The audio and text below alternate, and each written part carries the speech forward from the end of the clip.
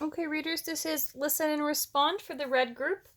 We're doing The Farmer Didn't Wake Up, written by Tamara Nunn and illustrated by Joy Allen. So for our first thing to do, we're going to go into our Google Classroom. You're going to open the Respond and Blog document, and then you're going to answer the preview question. So readers always collect clues before they get started reading. Look at the front and back covers of the book and then fill in the chart.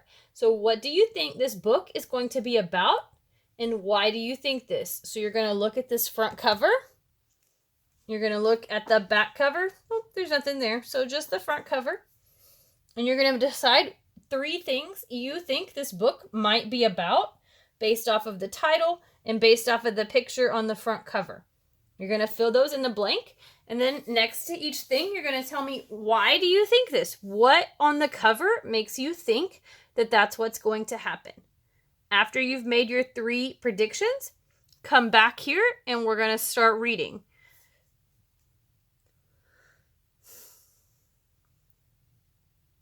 Okay, so readers, I want you to be thinking as we read about what characters are involved. Remember, characters are the people or animals that the story is about. So a character in Harry Potter, like, would be Harry Potter or Ron or Hermione, right? So, and then the setting is where the story is taking place. So the setting of Harry Potter would be at Hogwarts, where they go to school, right? So we're going to be thinking as we read about the characters in The Farmer Didn't Wake Up. So let's go ahead and get started.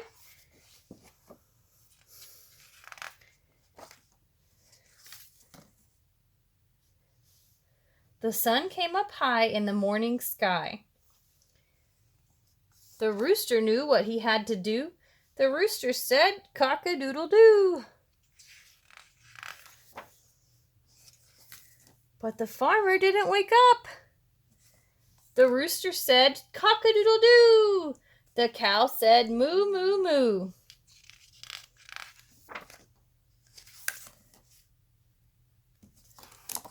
But the farmer didn't wake up. The rooster said, "Cock-a-doodle-doo." The cow said, "Moo, moo, moo." The hen said, "Cluck, cluck."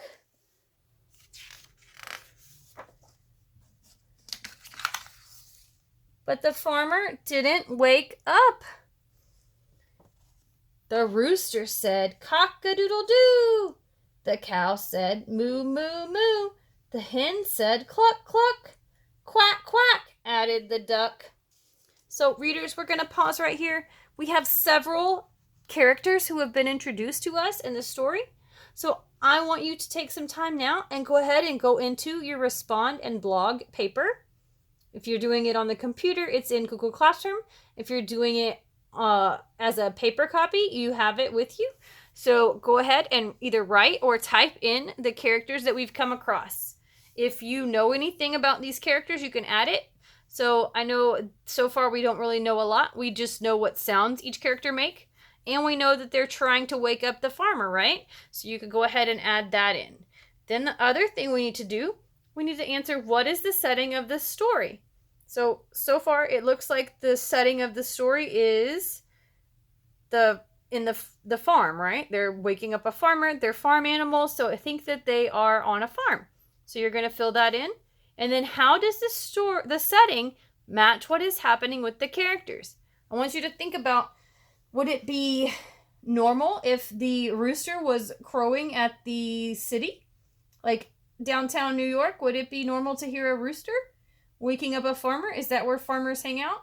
So why do you think the setting of a farm matches the farmer and the farm animals? Why do you think that they match? Why do they go together? So you're going to fill that in.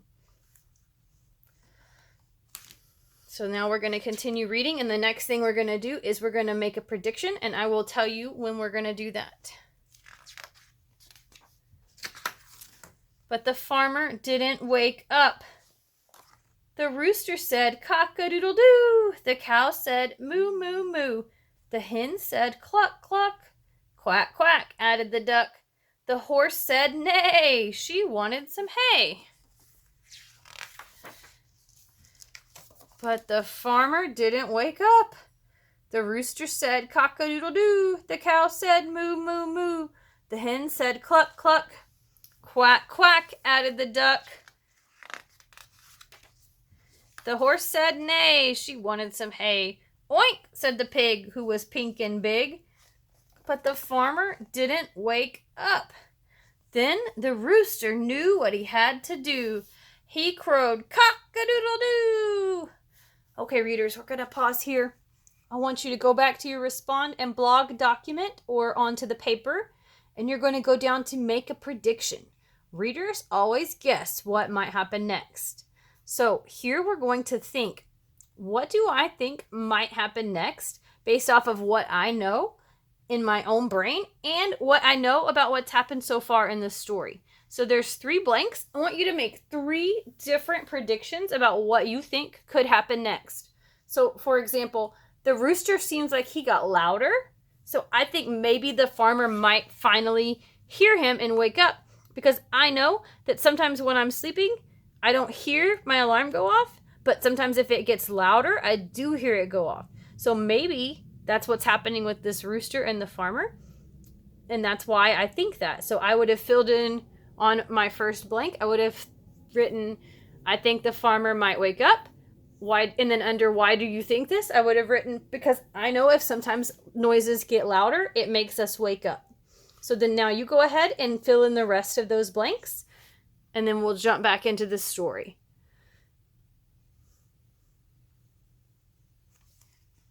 All right, let's see if your predictions were right. And the farmer finally woke up. So now we're going to go ahead and visualize. Visualize is a fancy way of saying, what do you see in your brain when someone says something? So readers always think about how the story might look in their heads. So what do you think the part of the story might look like? So let's look at this last page. So all of these farm animals are in his living room or his bedroom, right? That's crazy. That's not what I was thinking in my head before I looked at this last page. In my head, I was thinking like the farmer was in his house and the farm animals were outside making noise and like maybe coming up to the door or the window, but I didn't think they were in his house. So what did you see in your brain? Another thing you can think about is Miss B's example. She told us, what do you think in your head when I say the purple frog? Do you think of a pink frog? Do you think of a green frog? Probably not, because she said purple frog. You're going to think of a frog who is purple in your brain, and you're going to see that in your brain like a mind movie, right? That's what we mean when we say visualize. So what do you think that the part of the story when the farmer woke up, what do you think it looks like in your brain? I want you to come up with 3 different things that it might look like, and then I need you to tell me, why do you think it looked like this? So like for my example, I said that I thought that the farmer was in his room and then the animals were outside. Why do I think this? Because farm animals usually don't come in the house. So that's why I thought that they would be outside. So now you're going to go ahead and fill that out. When you finish those 3, you're going to move to the next question, which is summarize. To summarize something, you're just basically telling me the main important parts of the story. So you're going to tell me what happens at the beginning, at the middle, and at the end of the story. So there's some sentence starters that are already there. So the story blank talks about blank. In the beginning of the story blank, in the middle of the story blank, and in the end of the story blank. So the story, you're going to put the title, The Farmer Didn't Wake Up, talks about, then you're going to put the characters. So you're going to put the story talks about farmer and the farm animals. In the beginning of the story, what happens in the beginning? You're going to fill in that blank with what happens in the beginning. In the middle of the story, then you're going to fill in the blank with what happens in the middle. And at the end of the story, you're going to tell me what happens and how, and at the end of the story, like, did the farmer wake up? Did he not wake up? How come he woke up? So you're going to fill in those. After you finish the summarize, you're going to go down to this next section. You're going to pick One or the other. You do not have to do both. So there's two options. You have making connections or story continued. So the first one, making connections,